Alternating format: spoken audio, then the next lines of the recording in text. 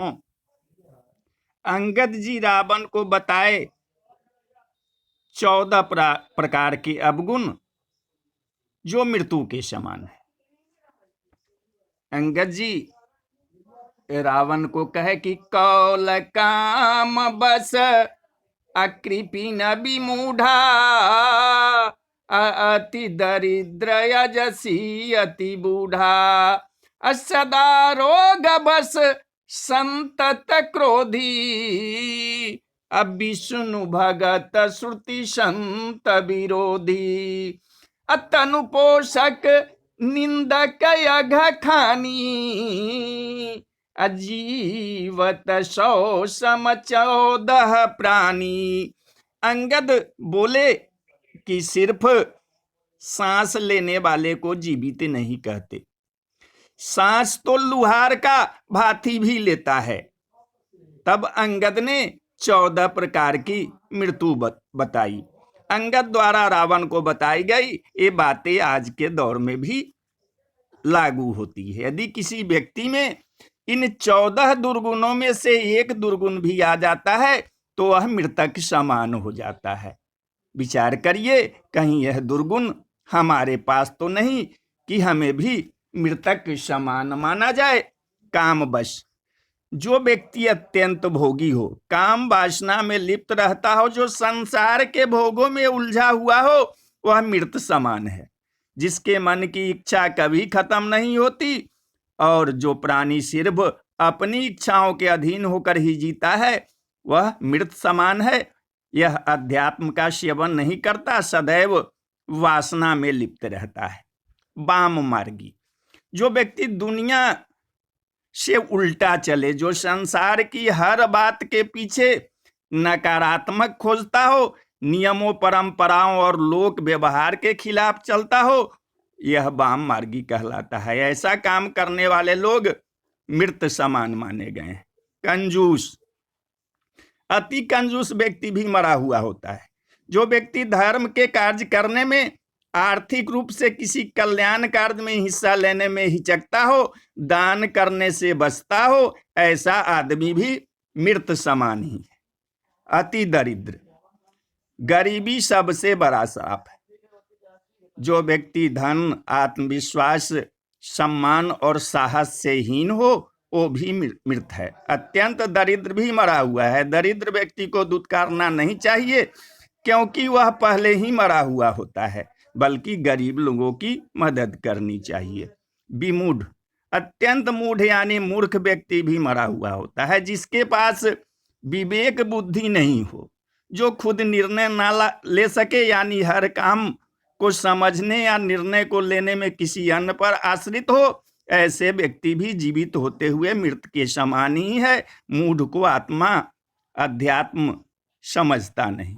अजसी, जिस व्यक्ति को संसार में बदनामी मिली हुई हो वह भी मरा हुआ है। जो घर, परिवार, कुटुंब, समाज, नगर या राष्ट्र किसी भी इकाई में सम्मान नहीं पाता है वह व्यक्ति मृत समान ही होता है। सदा रोग बस, जो व्यक्ति निरंतर रोगी रहता है वह भी मरा हुआ है। स्वस्थ शरीर के अभाव में मन विचलित रहता है,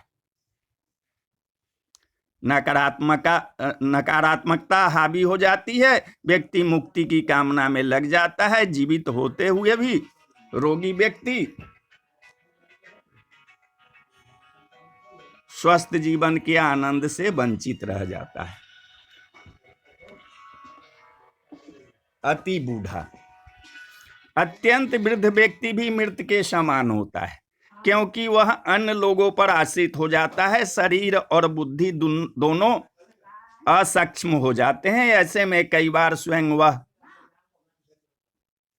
और उसके परिजन ही उसकी मृत्यु की कामना करने लगते हैं ताकि उसे इन कष्टों से मुक्ति मिल सके। जो 24 घंटे क्रोध में रहने वाला भी मृत समान ही है। हर छोटी बड़ी बात पर क्रोध करना ऐसे लोगों का काम होता है। क्रोध के कारण मन और बुद्धि दोनों ही उसके नियंत्रण से बाहर होते हैं। जिस व्यक्ति का अपने मन और बुद्धि पर नियंत्रण न हो वह जीवित होकर भी जीवित नहीं माना जाता है।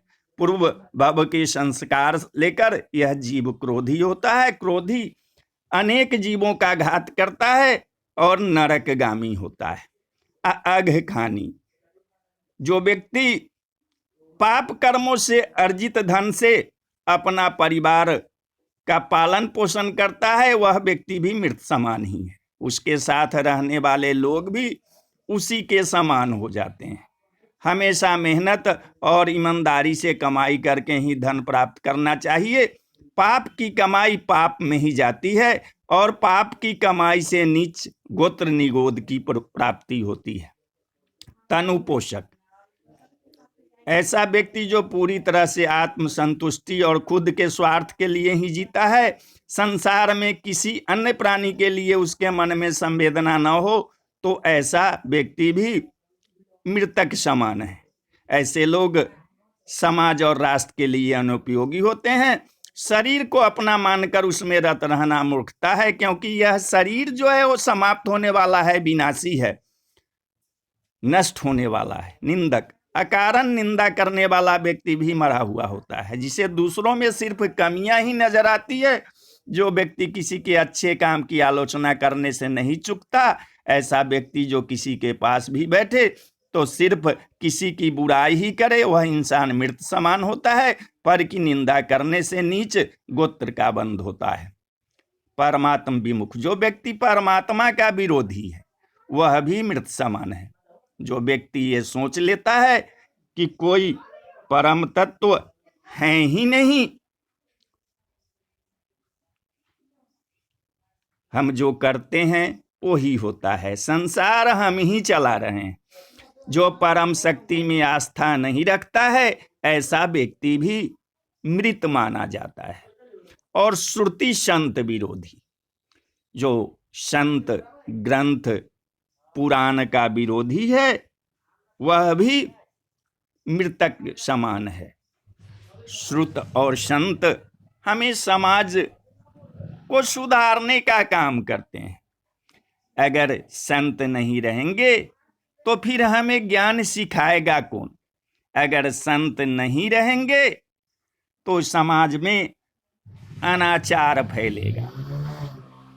इसलिए ये 14 व्यक्ति जो हैं वो जिंदा होते हुए भी मृतक समान हैं। तो बोलिए जय जय सिया राम, जय हनुमान। जय सिया राम, जय जय हनुमान, जय सिया राम, जय जय हनुमान। कौल काम बस अकृपिन विमूढ़ा, अति दरिद्र यजसी अति बूढ़ा। सदा रोग बस संतत क्रोधी, विष्णु विमुख श्रुति संत विरोधी। तनु पोषक निंदक अघखानी, अजीवत 100 सम 14 प्राणी।